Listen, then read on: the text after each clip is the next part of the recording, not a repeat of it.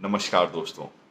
किसी ने क्या खूब कहा है कि दुनिया में इंसान ही एकमात्र ऐसा प्राणी है जो चाहे तो जानवर से भी नीचे गिर सकता है और चाहे तो भगवान से भी ऊपर उठ सकता है।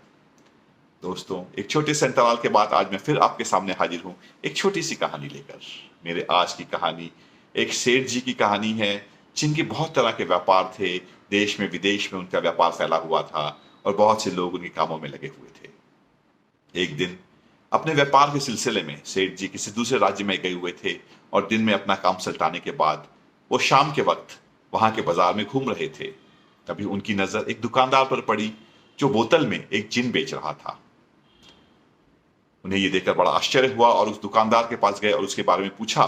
तो उस दुकानदार ने कहा कि ये जिन बहुत काम का है और बहुत मेहनती है और बहुत काम करता है, और जिस काम को आप घंटों में करते हैं वो ये काम मिनटों में कर देता है।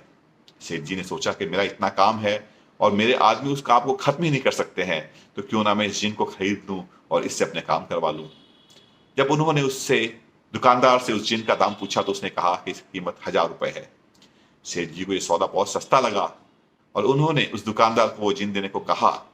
तो उस दुकानदार ने कहा कि वैसे तो इस जिन में बहुत गुण है, लेकिन इसमें एक अवगुण भी है कि ये खाली नहीं बैठ सकता, और यदि आप इसे कुछ काम नहीं दे पाएंगे तो ये आपको ही खाने के लिए दौड़ पड़ेगा।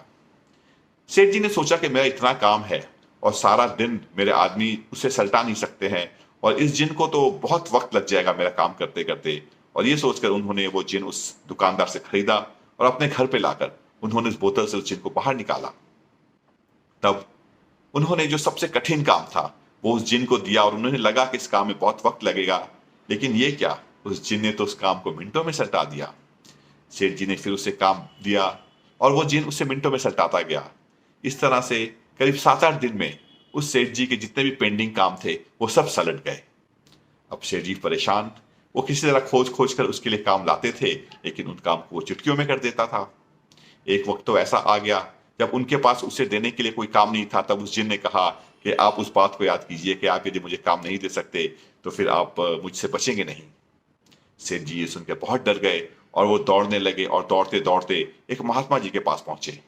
महात्मा जी प्रवचन कर रहे थे और उन्होंने जब सेठ जी से उनकी समस्या पूछी तो सेठ जी ने सब बात बताई। तब उस महात्मा जी ने कहा कि तुम उस जिन से दुनिया का सबसे लंबा सबसे ऊंचा बांस लाने को कहो, और जब वो बांस ले आए तो उस बांस को अपने आंगन में लगवा दो, और उस जिन से कहो कि उस बांस पे ऊपर नीचे करता रहे। जब जब आपको कोई काम याद आए तो उसे करवा लो, और जब कोई काम नहीं हो तो उस जिन को उस बांस पे ऊपर नीचे करने को कहते रहो। दोस्तों, ये कहानी जितनी मजेदार है उसका अर्थ भी उतना ही मजेदार है। यहाँ पर उस बांस का तात्पर्य हमारी दृष्टि से है, और वो जिन हमारे मन की तरह है। जिस तरह हमारे पास कुछ काम रहता है तो हम बिजी रहते हैं, और जैसे ही हम खाली हो जाते हैं तो मन यहाँ वहां भी दौड़ने लगता है, हमें परेशान कर देता है, हमें मुश्किलों में डाल देता है। इसलिए जब भी ऐसी स्थिति आए तो अपने मन से कहो कि वो ऊपर जाए और भगवान को याद करे, फिर नीचे आए और भगवान को याद करे।